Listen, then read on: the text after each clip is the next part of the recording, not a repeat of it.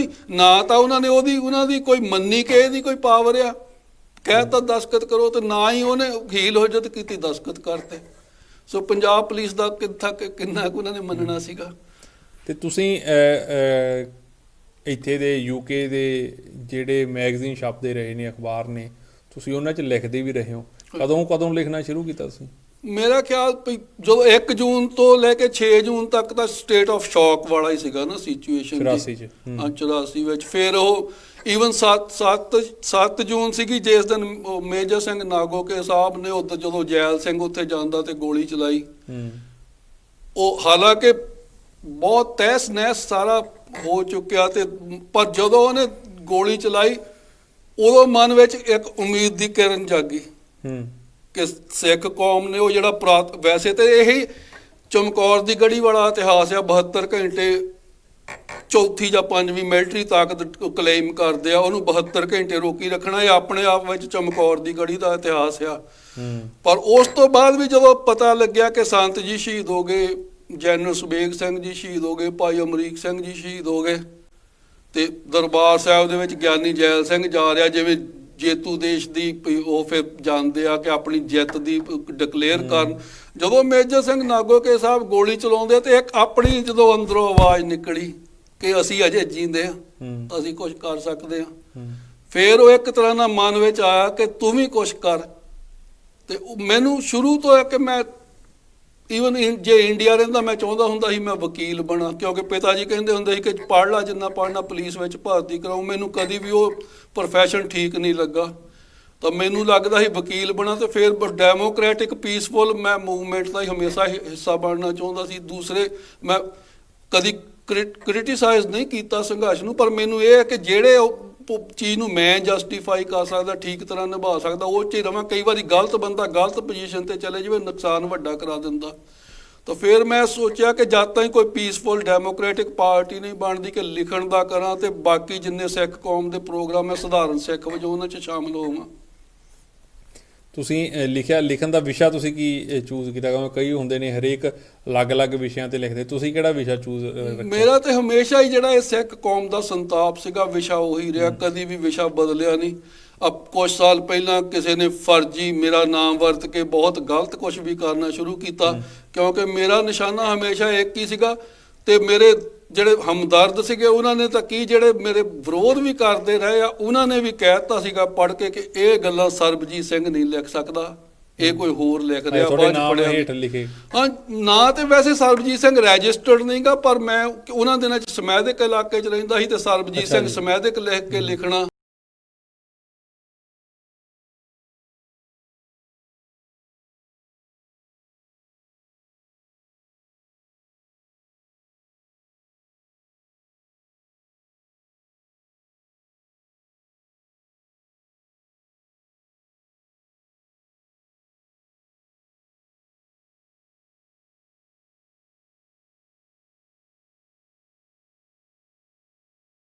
ਦੇਖ ਕੇ ਕਿਸੇ ਦੇ ਨਾਂ ਤੇ ਉਹ ਵੀ ਚੱਲਦਾ ਰਿਹਾ ਕੰਮ, ਬਹੁਤ ਕੁਝ ਚੱਲਦਾ ਰਿਹਾ। ਮਤਲਬ ਕਿ ਉਹ ਲਈ ਬਹੁਤ ਵੱਡਾ ਪ੍ਰੋਗਰਾਮ ਚਾਹੀਦਾ ਜੇ ਦੱਸਣਾ ਹੋਵੇ। ਮਤਲਬ ਕਿ ਠੀਕ ਆ ਕਿ 16 ਅਗਸਤ 1983 ਤੋਂ ਲੈ ਕੇ ਇੱਥੇ ਦਾ ਇੰਨਾ ਕੁਛ ਆ ਜਿਹੜੇ ਇੱਥੇ ਆ ਕੇ ਲੀਡਰ ਨਹੀਂ ਦੱਸੂਗੇ ਕਿਉਂਕਿ ਕਈ ਵਾਰੀ ਫਿਰ ਉਹਨਾਂ ਨੂੰ ਵੀ ਉਹਦੇ 'ਚ ਨੁਕਸਾਨ ਹੁੰਦਾ ਤੇ ਬਹੁਤ ਸਾਰੀਆਂ ਚੀਜ਼ਾਂ ਜਿਵੇਂ ਕਹਿੰਦੇ ਹੁੰਦੇ ਨਾ ਸੁੰਬਰ ਕੇ ਅੰਡਰ ਦਾ ਕਾਰਪੇਟ ਕਰ ਦੇਣੀਆਂ ਉਹ ਕਰ ਜਾਂਦੇ ਆ।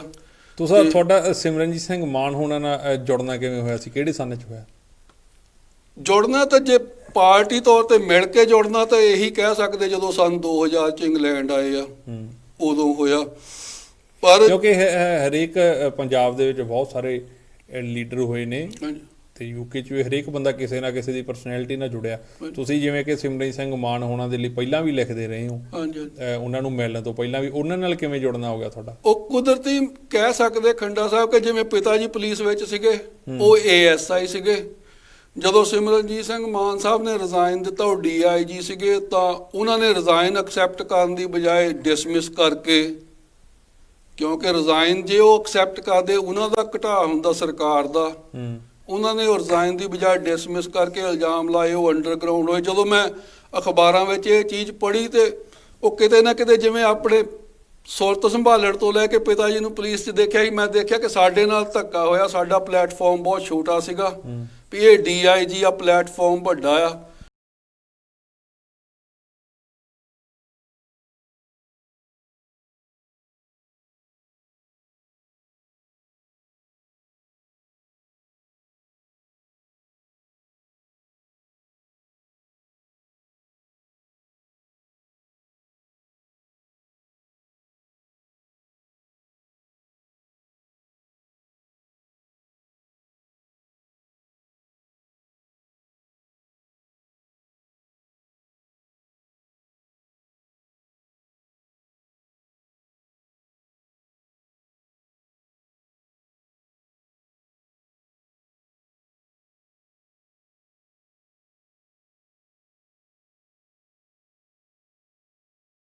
ਉਹਦੇ ਨਾਲ ਉਹਦੇ ਨਾਲ ਪਰਿਵਾਰ ਦਾ ਸਾਰਾ ਹੀ ਤਾਣਾ ਬਾਣਾ ਵਿਗੜ ਗਿਆ ਨਾ।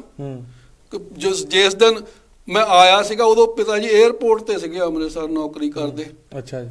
ਤਾਂ ਮੈਂ ਫਗਵਾੜੇ ਤੋਂ, ਜਿਵੇਂ ਫਗਵਾੜੇ ਤੋਂ ਬੱਸ ਫੜ ਕੇ ਅੰਮ੍ਰਿਤਸਰ ਚਲੇ ਗਿਆ 에ਅਰਪੋਰਟ ਤੇ।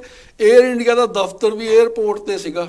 ਅੱਛਾ ਜੀ। ਉਸ ਵੇਲੇ ਟਿਕਟ ਲਈ ਜਦੋਂ ਜਹਾਜ਼ ਉੱਥੇ ਖੜਾ ਤੇ ਪਿਤਾ ਜੀ ਨਾਲ ਦੀ ਸੀਟ ਤੇ ਬੈਠੇ ਸੀ। 에ਅਰ ਹੋਸਟੈਸ ਨੇ ਆ ਕੇ ਕਿਹਾ ਕਿ ਸਰਦਾਰ ਸਾਹਿਬ ਪੌੜੀ ਲਾਉਣੀ ਹੈ, ਹੁਣ ਤੁਸੀਂ ਉੱਤਰ ਕੇ ਚਲੇ ਜਾਓ। ਅੱਛਾ, ਉਦੋਂ ਏਦਾਂ ਅੰਦਰ ਆ ਸਕਦੇ, ਕਿਉਂਕਿ ਪੁਲਿਸ ਵਿੱਚ ਸੀਗੇ। ਅੱਛਾ, ਠੀਕ ਹੈ। ਤਾਂ ਫਿਰ ਉਹਨਾਂ ਨੇ ਕਿਹਾ ਕਿ ਸਾਡੀ ਚਿੰਤਾ ਕਰਨ ਦੀ ਲੋੜ ਨਹੀਂ, ਕਿ ਮੈਂ ਘੱਟੋ ਘੱਟ DSP ਵਗੈਰਾ ਬਣ ਕੇ ਰਿਟਾਇਰ ਹੋਊਂਗਾ। 10 ਸਾਲ ਛੋਟੀ ਭੈਣ ਮੇਰੇ ਤੋਂ, ਵੀ ਅਸੀਂ ਸਾਰੇ ਠੀਕ ਆ, ਮੌਜ ਕਰੀ।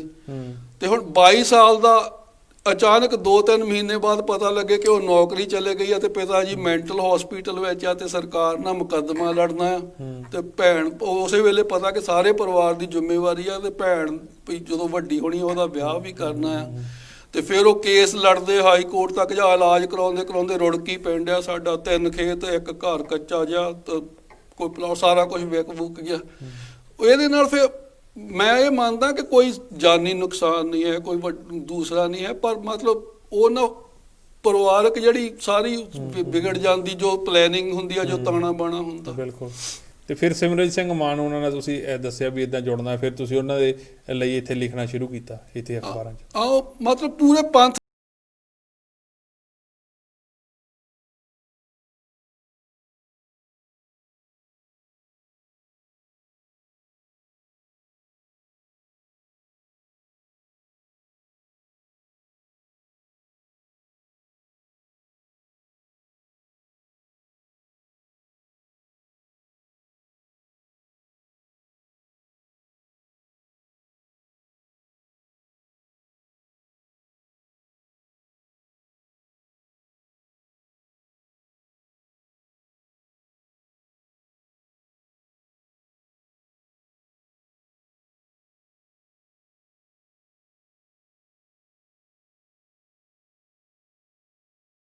ਤੋਂ ਲੈ ਕੇ ਕੰਮ ਸ਼ੁਰੂ ਕੀਤਾ ਤੇ ਕਦੀ ਵੀ ਇਦਾਂ ਮਨ 'ਚ ਨਹੀਂ ਰਿਹਾ ਕਿ ਕੋਈ ਅਹੁਦਾ ਲੈ ਕੇ ਕੰਮ ਕਰਨਾ। ਮੰਨ ਲਓ ਜੇ ਦੇਖਿਆ ਜਾਵੇ ਤਾਂ ਜੂਨ 84 ਤੋਂ ਲੈ ਕੇ ਸੰਨ 2000 ਤੱਕ ਸਧਾਰਨ ਸਿੱਖ ਵਜੋਂ ਵਿਚਰਦੇ ਰਹੇ। ਕੋਈ ਕਦੀ ਸੋਚਿਆ ਨਹੀਂਗਾ ਕਿ ਜੇ ਅਹੁਦਿਆਂ ਦੀ ਹੋਵੇ ਕਿ ਮੈਂ ਇਸ ਪਾਰਟੀ ਨਾਲ ਰਲ ਕੇ ਅਹੁਦਾ ਲੈ ਲਵਾਂ ਜਾਂ ਮੈਂ ਉਸ ਪਾਰਟੀ ਨਾਲ ਰਲ ਕੇ ਅਹੁਦਾ ਲੈ ਲਵਾਂ। ਤੁਸੀਂ ਉਦੋਂ ਜਦੋਂ ਪੰਜਾਬ 'ਚ ਇਲੈਕਸ਼ਨ ਬਾਈਕਾਟ ਦਾ ਰੌਲਾ ਚੱਲ ਰਿਹਾ, ਉਦੋਂ ਤੁਸੀਂ ਆਰਟੀਕਲ ਲਿਖਿਆ ਜਿਹਦਾ ਤੁਸੀਂ ਇੱਕ ਵਾਰ ਜ਼ਿਕਰ ਕੀਤਾ ਸੀਗਾ ਕਾਫੀ ਸਮਾਂ ਪਹਿਲਾਂ,